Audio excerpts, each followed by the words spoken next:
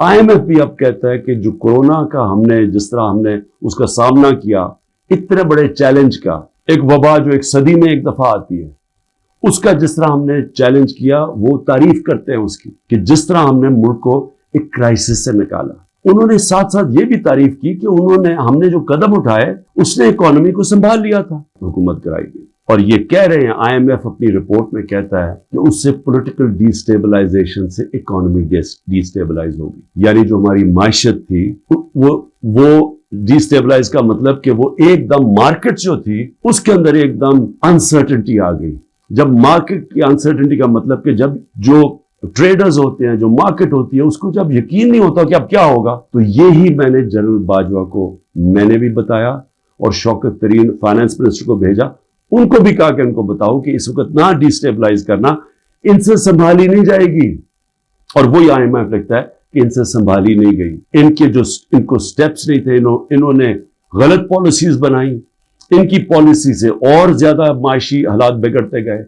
اور وہی IMF لکھتا ہے کہ پاکستان کے لیے پچھلے 14 مہینے بڑے تکلیف دہ گزرے۔ کیا کوئی ایسی انکوائری ہوگی اس ملک میں کہ یہ سائفر کا جو ایک سائفر کے ارد گرد جو سازش تھی، پتہ تو چلے، مجھے تو پتہ ہے کون اس میں تھے، لیکن انڈیپینڈنٹ انکوائری ہونی چاہیے، اور اس انکوائری میں پتہ چلے کہ کون کون کردار تھے جنہوں نے اس قوم کے اوپر اتنا بڑا عذاب لے کے آئے ہیں، اور اب مزید آگے اس عذاب سے نکلنے کے لیے اور کتنی تکلیف اٹھانی پڑے گی اس قوم کو۔ اور اس کے لیے میں پھر سے کوشش تو کرتا ہوں کہ ہمارے چیف جسٹس صاحب کو اس کے اوپر سوچنا چاہیے کہ وہی ایک انکوائری کر سکتے ہیں، کیونکہ یہ حکومت تو کرنے نہیں دے گی، اور نہ ہی مجھے افسوس سے کہنا پڑتا کہ ہماری اسٹیبلشمنٹ یہ کرنے دے گی، کیونکہ اس کے اندر ملوث ہیں جو جنرل باجوہ۔ IMF کہہ رہا ہے کہ جو 2018 میں یہ چھوڑ کے گئے تھے پاکستان، وہ خود کہہ رہے ہیں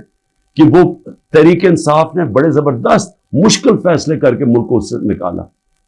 تو کیا کوئی ذمہ داری اٹھائے گا اس کی کہ جب اتنی بڑی طاقت ہو جاتی ہے کسی کے پاس، تو کیا اس کو پھر ذمہ داری نہیں لینی چاہیے جبکہ وہ طاقت کا غلط استعمال کرتا ہے؟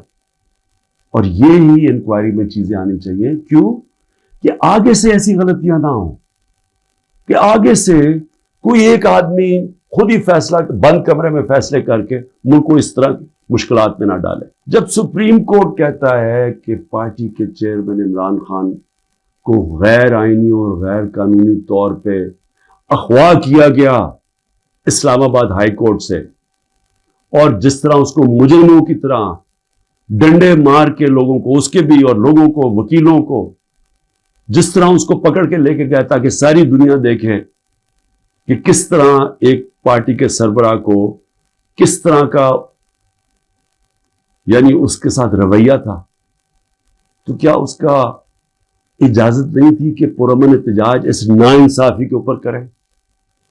اور جب رینجرز اٹھا کے لے کے گئے تو کدھر احتجاج کرنا تھا؟ وہی نا کنٹونمنٹس میں کرنا تھا، GHQ کے سامنے کرنا تھا، اور کدھر جا کے کرتے؟ تو میں سوال یہ پوچھتا ہوں، اس میں جرم کیا تھا؟ جرم جو تھا جو جلائے ہیں، جرم تھا کور کمانڈر کے گھر کو آگ لگانا، یہ جرم تھا۔ جرم وہ تھا جو عسکری ٹاور جلائے گئے ہیں اور جدھر جدھر بھی جلائے گئے ہیں، وہ جرم تھا۔ اب میرا سوال یہ ہے کہ کیا اس جرم میں 10,000 لوگ شریک تھے؟ کیا 50-60 لوگ ہوں گے جنہوں نے جا کے جلایا؟ میرا اگلا سوال یہ ہے کہ یہاں CCTV کیمراز ہیں، کیوں نہیں CCTV کیمراز کی فوٹیج سامنے آئی کہ وہ کون لوگ تھے جو پہلے گئے ہیں، کن لوگوں نے آگ لگائی؟ کیا اتنا مشکل ہے اس کو ڈھونڈنا؟ جو عورتوں کو پکڑا ہوا ہے، ہماری سٹوڈنٹس پکڑے ہوئے ہیں، لوگوں کو جیلوں میں ڈالا ہوا ہے، برے حالات میں رہ رہے ہیں، جو خبریں آ رہی ہیں باہر، کیا کیا ان سے ہوا ہے، وہاں کتوں سے تشدد ہوا ہے، ان سے اپروور بنانے کے لیے کیا کیا ان کے اوپر ہر قسم کا ظلم کیا گیا، کہ یا کہہ دو کہ عمران خان نے کہا تھا وہاں جا کے تو فائلیں جلا دینا کور کمانڈر ہاؤس میں، کور کمانڈر ہاؤس کو بھی آ فائلیں جلا دینا، ایک یہ کسی کی 164 کا بیان آئے۔ اس میں کوئی عقل ہے کہ کیا فائلیں پڑی ہوئی کور کمانڈر ہاؤس؟ آج تک مجھے ایک سٹیٹمنٹ بتا دیں کہ عمران خان نے اپنی ساری زندگی کبھی کہا ہے کہ تشدد کرو. یہاں 16 لوگ شہید کیے گئے ڈائریکٹ فائرنگ سے. 100 سے اوپر کو گولیاں لگی, 3 کی ٹانگیں کٹ گئی. میں یہ پوچھنا چاہتا ہوں کہ جو اور ایک پیرالائز ہے, کبھی کسی جمہوریت کے اندر اس طرح گولیاں ماری جاتی ہیں اور انکوائری بھی نہیں ہے. اسٹیبلشمنٹ کو فکر کرنے کی بات یہ ہے کہ ہر جگہ پولیس کیا کہتی ہے, جی ہم کچھ نہیں کر سکتے, ہم مجبور ہیں, اوپر سے پیغام آئے. یعنی یہ جو ہم ظلم کر رہے ہیں یہ ہم نہیں کرنا چاہتے, یہ ہمیں پیچھے سے پیغام آئے.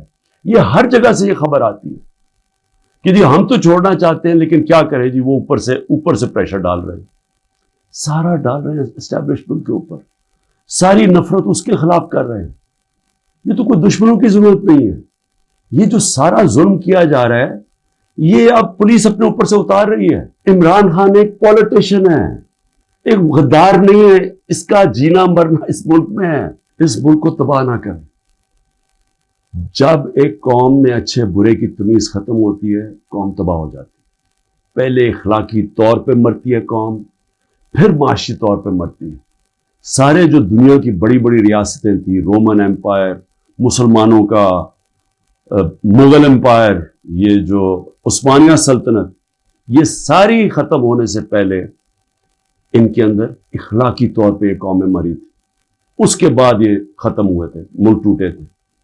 دیکھیں, لوگوں سے زبردستی بیان لینا, 164 کا بیان لے کے ان کو رکھ کے ان کو بلیک میل کرنا, ان کے بچوں سے بلیک میل کرنا, فائلوں سے بلیک میل کرنا, یہ ہم جھوٹ کو سچ کراتے کراتے ہم کیا دیکھ رہے ہیں کہ یہ ملک کو کتنا بڑا نقصان ہو رہا ہے.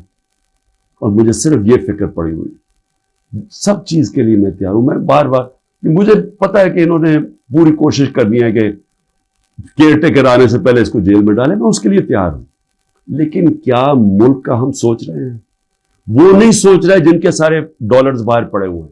سوچ ہمیں, ہماری طرح کے لوگوں کو سوچنا چاہیے جن کا جینا مرنا پاکستان میں.